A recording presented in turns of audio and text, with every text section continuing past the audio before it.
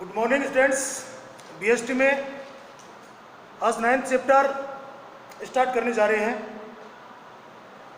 Chapter का नाम है business law and contract act,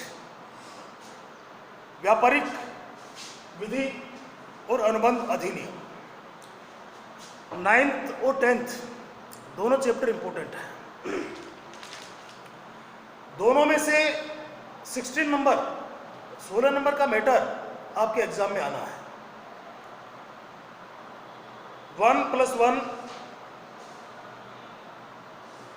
2 + 2 4 और 6, इस तरह 16 नंबर का मैटर आपके एग्जाम में पेपर में इन चैप्टर से मिलेगा। तो देखिए, व्यापारिक विधि या जिसको आप संनियम भी कह सकते हैं,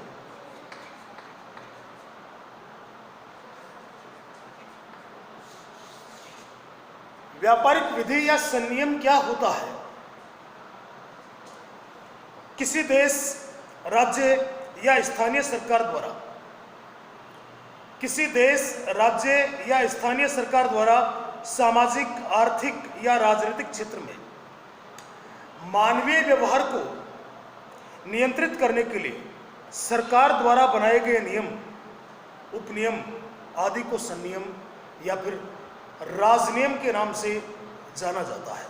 दोबारा फिर देखिए, किसी देश, राज्य या स्थानीय सरकार द्वारा आर्थिक या राजनीतिक क्षेत्र में मानवीय व्यवहार को नियंत्रित करने के लिए जो नियम या उपनियम बनाए जाते हैं वो राजनियम, संनियम कहलाते हैं। ये नियम क्यों बनाए जाते हैं? कानून किस लिए बना है? मानव के व्यवहार को नियंत्रित करने के लिए। अगर मानव का व्यवहार कंट्रोल में रहता तो कानून बनाने की कोई आवश्यकता नहीं थी। किसके लिए कानून बना? मानव के लिए। मानव के लिए इसलिए बनाया गया कि मानव का व्यवहार पल पल में बदलता है। 1 सेकंड पहले क्या था, 1 सेकंड में मर्डर हो जाता है। कौन कब क्या कर दे कोई पता नहीं है, इसलिए नियम बनाए गए हैं। अब देखिए, व्यापारिक विधि का अर्थ व्यापारिक व्यवहारों और लेन देनों को नियमित, व्यवस्थित और नियंत्रित करने वाले वैधानिक नियमों को व्यापारिक नियम या संनियम कहा जाता है। व्यापारिक व्यवहारों को नियंत्रित करने के लिए जो नियम या उपनियम बनाए गए हैं उनको व्यापारिक संनियम कहा जाता है। अब देखिए, भारतीय व्यापारिक विधि के स्रोत।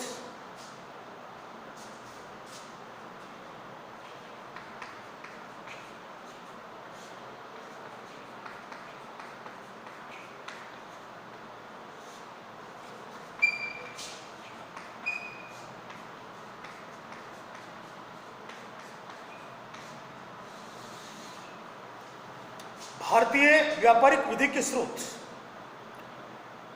भारत में जो नियम या संनियम बनाए गए हैं वो किन किन स्रोतों से लिए गए हैं, किन किन स्रोतों पर आधारित है?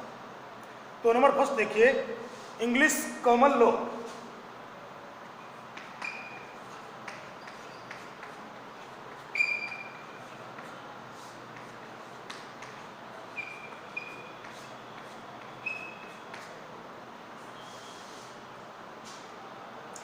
इंग्लिश कॉमन लॉ ये क्या है? देखिए, यह इंग्लैंड का सर्वाधिक पुराना राजनियम है। 1 नंबर का क्वेश्चन आ सकता है यहां से और 4 नंबर का भी आ सकता है। इंग्लिश कॉमन लॉ क्या है? तो इंग्लिश कॉमन लॉ इंग्लैंड का सर्वाधिक पुराना राजनियम है। इंग्लैंड में सबसे पुराना राजनियम जो बना हुआ है उसको इंग्लिश कॉमन लॉ कहते हैं। इसकी रचना वहां के योग्य न्यायाधीशों द्वारा महत्वपूर्ण मामलों में दिए गए निर्णयों के आधार पर की गई है। इंग्लिश कॉमन लॉ कैसे बना? वहां के योग्य न्यायाधीशों द्वारा महत्वपूर्ण मामलों में दिए गए निर्णयों के आधार पर इंग्लिश कॉमन लॉ की रचना की गई है। तो ये इंग्लैंड का सर्वाधिक पुराना कानून है और इसकी रचना वहाँ के योग्य न्यायाधीशों द्वारा दिए गए महत्वपूर्ण निर्णयों से की गई है। दूसरा देखिए परिनियम।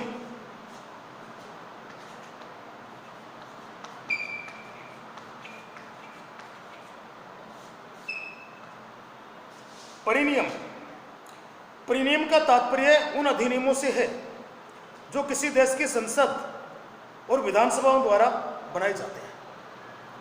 किसी देश की संसद या विधानसभा जो नियम बनाती है उसको कहते हैं परिनियम, जिसमें देश विशेष की परिस्थितियों को ध्यान में रखा जाता है। जब भी विधानसभा या संसद में कोई नियम बनाए जाते हैं तो देश की परिस्थितियों को ध्यान में रखकर बनाए जाते हैं, तो ऐसे नियम परिनियम कहलाते हैं।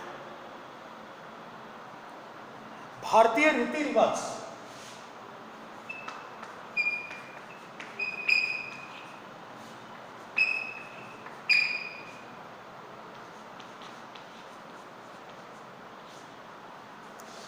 भारतीय रीति रिवाज, भारतीय रीति रिवाज अधिक स्पष्ट और प्रमाणिक होने पर न्यायालयों द्वारा दिए जाने वाले निर्णयों को उचित आधार प्रदान करते हैं। भारत के जो रीति रिवाज हैं, न्यायालय में कोई भी फैसला देते समय इन भारतीय रीति रिवाजों को न्यायाधीश ध्यान में रखते हैं, क्योंकि भारत में अलग अलग रीति रिवाज हैं। हिंदू धर्म की बात करें तो हिंदू एक शादी कर सकता है, दूसरी शादी करना गैर कानूनी है, जबकि मुंडनों में ऐसा नहीं है। अब तो कानून बन गया है, संसद में पास हुआ है, लेकिन वो कितनी भी शादियां कर सकते हैं। तो ये भारत के रीति रिवाज हैं, स्पष्ट हैं। तो जब भी कोई निर्णय दिया जाता है न्यायालय में तो इन रीति रिवाजों को ध्यान में रखा जाता है। अपने इंडिया में एक ऐसी आदिवासी जाति है जहां जब मेले लगते हैं तो लड़के और लड़की शादी करते हैं। तरीका भी अजीब है।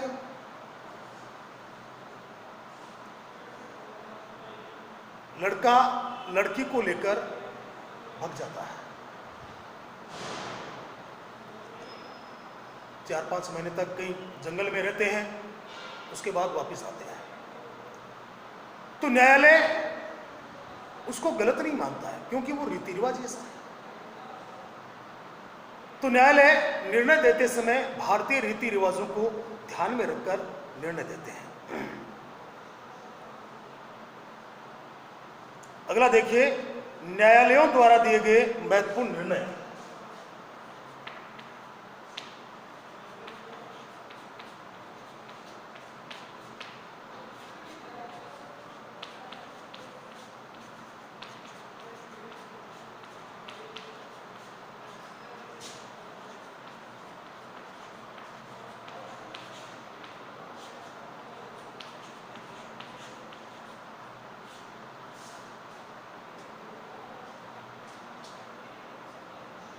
तुम लोग ऐसा मत कर लेना जैसा वो आदिवासी जाति करती है, क्योंकि वो उनके रीति रिवाज उन पर लागू हो रहे हैं, तुम्हारे ऊपर नहीं। तुम अगर ऐसा करोगे तो कानून के अनुसार तुमने अपराध कर लिया। तो देखिए, न्यायालयों द्वारा दिए गए महत्वपूर्ण निर्णय।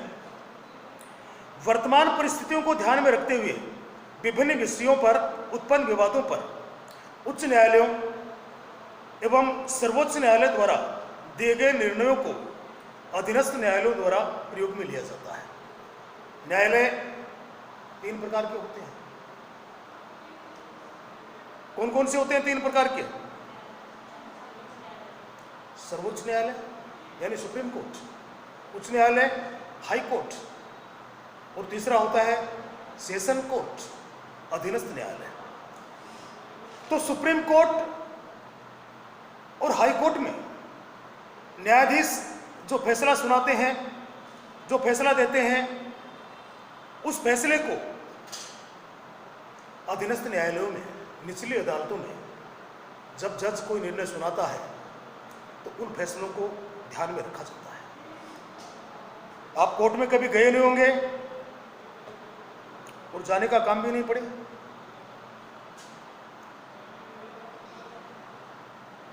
लेकिन वहां अगर कोई केस चला जाता है तो इस स्थिति में जो वकील होता है वो वकील अपने जैसे केस में सुप्रीम कोर्ट ने, हाई कोर्ट ने पहले क्या डिसीजन दिए हैं उनको खोजता है, उनकी फोटोकॉपी करवाकर न्यायाधीश के सामने प्रस्तुत करता है। वो न्यायाधीश को ये बताता है कि सर फला फला सन में फला कोर्ट में ठीक ऐसा ही केस था जिसके बारे में यह निर्णय सुनाया गया था। तो न्यायाधीश उस निर्णय को ध्यान में रखकर अपना फैसला सुनाता है। अगला देखिए, न्याय।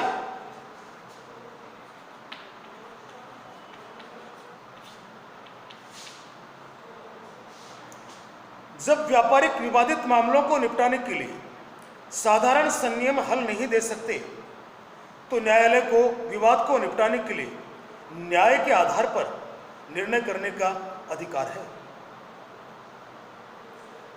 जब व्यापारिक विवादित मामलों को निपटाने के लिए साधारण संनियम हल नहीं दे सकते, साधारण संनियम यानी जो नियम पहले बने हुए हैं, कई बार ऐसे केसेस आ जाते हैं वो नियम जो पहले बनाए गए हैं वो लागू ही नहीं होते। तो न्यायालय को अपने विवेक के आधार पर निर्णय देने का अधिकार है। तो ये हो गए भारतीय व्यापारिक विधि के स्रोत। इंग्लिश कॉमन लॉ क्या है? इंग्लैंड का सर्वाधिक पुराना कानून है जो वहां के योग्य न्यायाधीशों द्वारा दिए गए निर्णयों के आधार पर इसकी रचना की गई। परिनियम क्या है? देश की संसद और विधानसभा द्वारा बनाए गए नियम क्या कहलाते हैं? परिनियम। इनको बनाते समय देश विशेष की परिस्थितियों को ध्यान में रखा जाता है। भारतीय रीति रिवाज, भारतीय रीति रिवाज अधिक स्पष्ट होने के कारण न्यायालय में निर्णय देते समय इनको ध्यान में रखा जाता है। न्यायालयों द्वारा दिए गए निर्णय, सुप्रीम कोर्ट और हाई कोर्ट के जजेस जो निर्णय देते हैं, अधीनस्थ न्यायालय में निर्णय सुनाते समय उन निर्णयों को ध्यान में रखा जाता है। और न्याय, जब साधारण संनियम किसी विवाद का हल नहीं दे पाते हैं तो न्यायालय को न्याय के आधार पर अपना निर्णय देने का अपने विवेक से निर्णय देने का अधिकार है। ये हो गए भारतीय व्यापारिक विधि के स्रोत।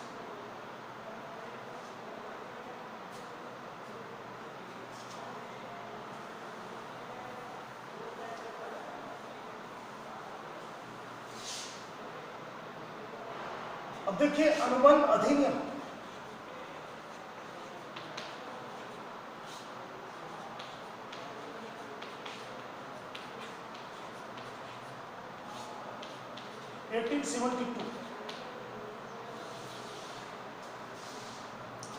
अनुबंध अधिनियम 1872 कब बना था? अनुबंध अधिनियम कब बना? 1872 में। भारतीय अनुबंध अधिनियम 1872 हमारे देश में सितंबर 1872 को लागू किया गया था। कब लागू किया गया? सितंबर 1872 को लागू किया गया था। अंडरलाइन कर लीजिए, 1 नंबर का प्रश्न आपके बोर्ड में 2 साल पहले आया हुआ है। भारतीय अनुबंध अधिनियम कब लागू किया गया था?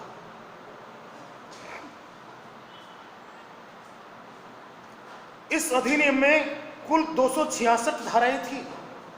कितनी धाराएं थी? 266, 266 धाराएं थी। लेकिन इस अधिनियम में से कुछ धाराएं निरस्त कर सन 1930 में वस्तु विक्रय अधिनियम और 1932 में साझेदारी अधिनियम का निर्माण किया गया। साझेदारी अधिनियम कौन सा है? 1932 से तो आपने पढ़ा है, 11th क्लास में पढ़ लिया, अकाउंट्स में पढ़ते हैं। साझेदारी अधिनियम 1932 और वस्तु विक्रय अधिनियम 1930, कुछ धाराएं इन दोनों इसमें से हटाकर अनुबंध अधिनियम में से और इन दोनों में जोड़ दी गई। तो अब अनुबंध अधिनियम में 266 धाराएं नहीं है, कुछ धाराएं हटाकर वस्तु विक्रय अधिनियम और साझेदारी अधिनियम बना दिए गए। अब 266 धाराएं इसमें नहीं है। अब देखिए अनुबंध होता क्या है। अनुबंध का अर्थ क्या है? अनुबंध दो या दो से अधिक पक्षकारों के बीच किया गया एक ऐसा ठहराव है। ठहराव किसे कहते हैं? एग्रीमेंट। ठीक है, तो अनुबंध दो या दो से अधिक पक्षकारों के बीच एक ऐसा एग्रीमेंट है, ठहराव है, जो पक्षकारों के मध्य वैधानिक दायित्वों और अधिकारों की उत्पत्ति करता है। यानी जब अनुबंध हो जाता है, कितने पक्षकारों के मध्य होता है? दो या दो से अधिक। एक अकेला व्यक्ति तो कॉन्ट्रैक्ट कर ही नहीं सकता है, अपने आप से एग्रीमेंट कैसे करेगा? तो दो या दो से अधिक पक्षकारों के मध्य अनुबंध होता है।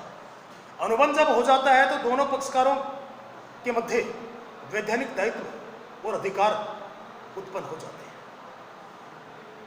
अगर कोई पक्ष अपने दायित्व की पूर्ति नहीं करता है तो दूसरा पक्ष उसके विरुद्ध कोर्ट में जा सकता है।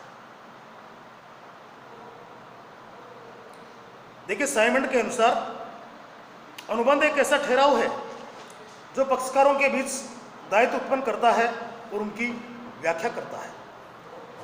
अनुबंध अधिनियम 1872 में क्या परिभाषा दी गई? देखिए, अनुबंध एक ऐसा ठहराव है जो राजनियम द्वारा प्रवर्तनीय होता है, यानी जिस पर राजनियम लागू होता है। अब अनुबंध है क्या? ठहराव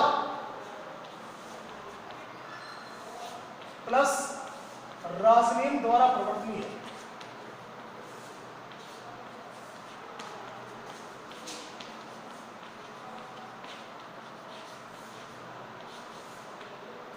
ठहराव प्लस राजनियम द्वारा प्रवर्तनीय, अगर इसको मिला दिया जाए तो क्या बन जाता है? अनुबंध।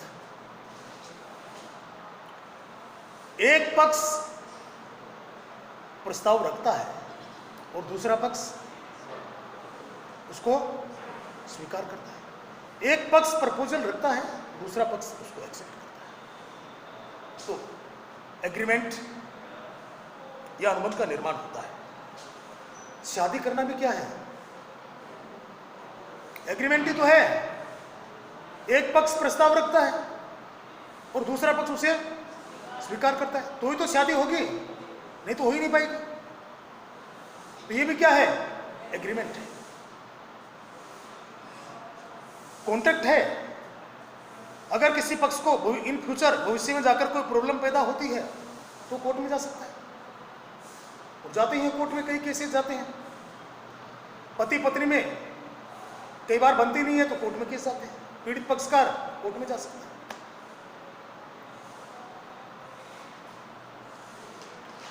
कल देखेंगे इसकी विशेषताएं, अनुबंध अधिनियम की विशेषताएं, लक्षण या तत्व इसमें क्या क्या होते हैं, इस पर कल चर्चा करेंगे। Okay, thanks.